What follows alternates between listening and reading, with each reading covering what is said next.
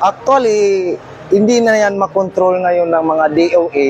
Mag-increase man bawat litro ang mga gasoline station. It is because wala talaga supply unless the DOA prepare the price protection sa mga gasolinahan. At saka, prepare din sila may mga consistent supply sa bawat gasolina. So that was the time na pwede sila magsabi na huwag itaas ang presyo. At the same time, wala nang dumarating na order from Middle East. So alam din nila na hanggang April 15 na lang ang fuel ng Pilipinas. Wala tayong magagawa kasi wala tayong supply sa Pilipinas unless mag-allow ang Brunei at saka Malaysia. Allowed tayo magdala dito ang Brunei at saka Malaysia, possible pwedeng bumaba yung fuel. Sa gitna ng init ng araw at usok sa kalsada, madalas nating makita ang mga gasoline boy na mabilis na kumikilos para magkarga ng fuel sa mga sasakyan.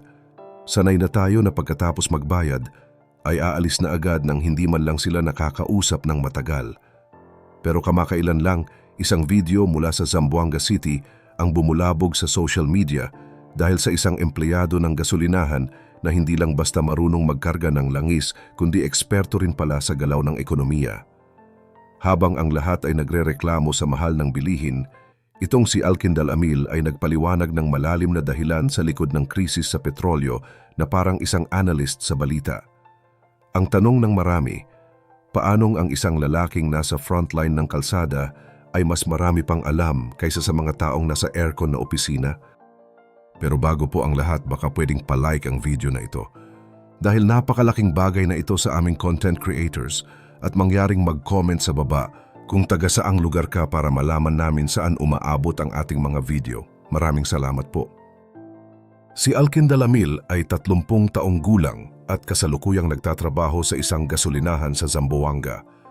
Noong una, marami ang nag-akala na baka nakikinig lang siya sa usapan ng mga driver, pero laking gulat ng publiko nang malaman ang kanyang tunay na background. Si Alkindal pala ay isang cum laude graduate ng kursong BS Fisheries mula sa Mindanao State University sa Sulu. Mula elementarya hanggang sa makatapos siya ng kolehiyo, palagi siyang kasama sa listahan ng mga top student. Ibig sabihin, ang husay niya sa pagsasalita at ang talino niya sa pagsusuri ng mga komplikadong issue ay bunga ng maraming taon ng pagsisikap sa pag-aaral. Sa kabila ng kanyang karangalan sa paaralan, pinili niyang magtrabaho ng marangal kahit nagsimula siya bilang isang ordinaryong gasoline boy. Sa kanyang viral na interview, ipinakita ni Alkindal na hindi lang siya basta nagtatrabaho para sumweldo. Sinabi niya na palagi siyang nagtatanong sa kanyang boss tungkol sa galaw ng presyo sa world market. Binabantayan niya kung may dumarating bang supply mula sa Middle East at kung hanggang kailan tatagal ang stock ng langis sa ating bansa.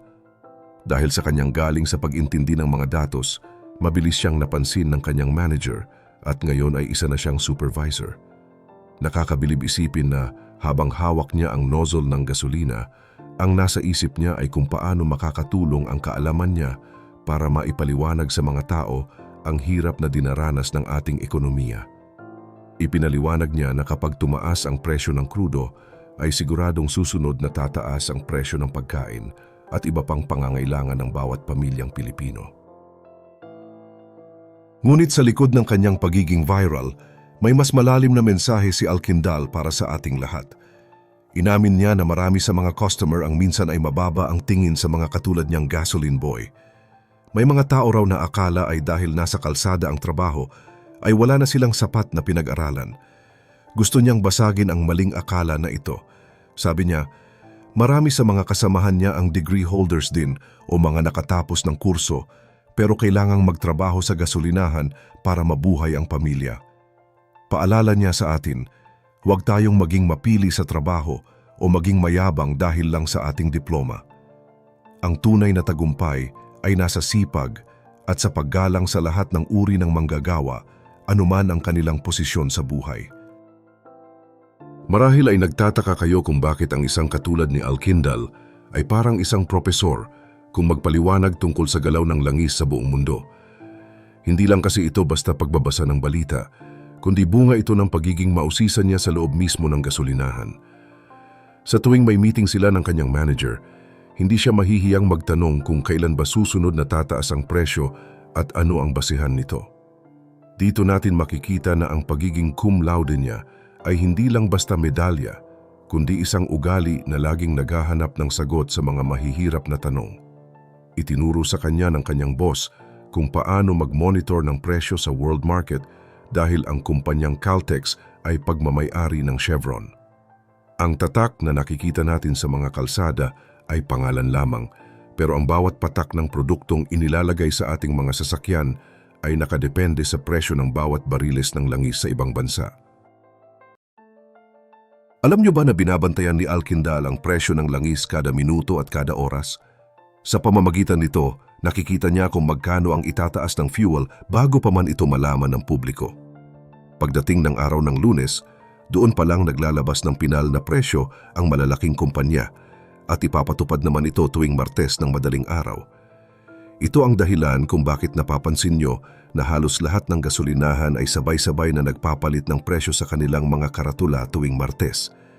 Pero may mga pagkakataon na talagang malala ang krisis, kung saan ang pagtaas ay hindi na makontrol at nagbabago ang presyo araw-araw. Kwento ni Alkindal, umabot na sa punto na ang diesel ay tumaas ng 24 na piso habang ang gasolina naman ay 13 piso. Napakalaki nito at siguradong ramdam na ramdam ng mga driver at operator. Dahil sa sobrang taas ng presyo, nag-usap-usap ang tatlong pinakamalaking kumpanya ng langis sa Pilipinas, ang Shell, Petron at Chevron. Ang layunin nila ay huwag biglain ang mga motorista dahil masyado itong masakit sa bulsa. Imbes na isang bagsakan ng taas ng presyo, hinati nila ito para unti-unti ang epekto sa mga tao. Halimbawa, 10 piso muna sa araw ng Lunes, tapos 4 na piso at 50 na sentimo sa susunod na araw. Sa ganitong paraan, sinusubukan nilang bawasan ang gulat at hirap na nararanasan ng bawat biyahero. Isipin nyo, kahit sa ganitong level ng usapan, ay may alam si Alkindal. Hindi lang siya nagkakarga, naiintindihan niya rin ang mga desisyong ginagawa sa boardroom ng malalaking kumpanya para sa kapakanan ng mga mamimili. Dahil din sa takot ng mga tao na lalong tumaas ang presyo, marami ang sumusubok na mag-imbak ng gasolina gamit ang mga container o galon. Pero dito ay naging mahigpit si Alkindal at ang kanyang mga kasamahan. Hindi sila basta-basta pumapayag na magkarga sa mga galon para maiwasan ang mga taong gustong magsamantala sa sitwasyon. Paano naman daw ang ibang mga customer na kailangan din ng fuel kung uubusin lang ng iilang tao ang supply dahil sa takot? Gayunpaman, alam din nila kung sino ang dapat unahin. May mga exception silang sinusunod lalo na para sa sektor ng agrikultura, mga mangingisda at lalong-lalo na ang mga ospital. Kapag may lumalapit sa kanila na kailangan ng maraming gasolina para sa mga mahahalagang kagamitan o sasakyang pang-emergency, tinitingnan muna nila ang background nito. Kapag napatunayan na talagang kailangan at para ito sa kapakanan ng marami, doon pa lamang sila hihingi ng pahintulot sa kanilang boss para punuin ang mga galon. Ang ganitong sistema ay nagpapakita na ang trabaho sa gasolinahan ay hindi lang tungkol sa benta, kundi tungkol din sa tamang pagbabahagi ng limitadong supply sa ating bayan. Bukod sa mga ospital, binibigyang halaga rin ni Alkindal ang mga mangingisda at mga magsasaka na gumagamit ng mga generator. Siyempre, hindi naman praktikal na dalhin pa nila ang kanilang mga malalaking bangka o mabibigat na makina sa gitna ng gasolinahan para lang magpakarga. Kaya naman sa mga ganitong sitwasyon, pinapayagan nila ang paggamit ng mga container basta malinaw na para ito sa ikabubuhay at hindi para sa pansariling interes lamang. Ang ganitong klaseng pag-unawa sa sitwasyon ng kapwa ay isa sa mga dahilan kung bakit marami ang humanga sa kanya. Pero ang mas nakakagulat para kay Alkindal ay ang bilis ng pagbabago ng kanyang buhay simula nang maging viral siya sa internet. Noong una, nagtaka siya kung bakit may mga taong lumalapit sa kanya para lang makipagpicture bago magpakarga ng kanilang mga sasakyan. Hindi niya agad namalayan na ang simpleng pagbabahagi niya ng kaalaman tungkol sa langis ay napanood na pala ng libo-libong tao sa buong bansa. Kahit siya ay nagulat sa atensyong nakuha niya, pero ginamit niya itong pagkakataon para magbigay ng seryosong mensahe sa ating mga namumuno sa gobyerno. Ang panawagan ni Alkindal ay simple lang, magtulungan sana ang lahat para maayos ang krisis sa langis. Alam niya na kapag ang presyo ng petrolyo ang tumaas, lahat ng bilihin ay siguradong susunod, kaya lalong maghihirap ang mga ordinaryong Pilipino. Dahil sa gulo sa Middle East, nahihirapan ang mga barko na magdala ng supply sa atin. Ang mungkahi ni Alkindal, baka pwedeng makipag-usap ang ating gobyerno sa mga kalapit na bansa natin sa Asia na may sapat na supply ng langis. Kahit paunti-unti lang daw ang makuha nating supply mula sa kanila, malaking tulong na ito para mapababa ang presyo habang hinihintay na maging maayos ang sitwasyon sa ibang panig ng mundo. Ang kwento ni Alkindal ay nagpapaalala sa atin na ang boses ng isang manggagawa ay may bigat at saysay. Hindi porke nasa gasolinahan ay wala nang pakialam sa nangyayari sa labas ng bansa. Siya ay isang patunay na ang edukasyon at malasakit sa bayan ay pwedeng magmula kahit kanino. Kayo, ano ang tingin nyo sa mga mungkahi ng ating viral na gasoline boy? Naniniwala ba kayo na dapat mas makinig ang gobyerno sa mga katulad niyang nasa frontline ng ating kalsada?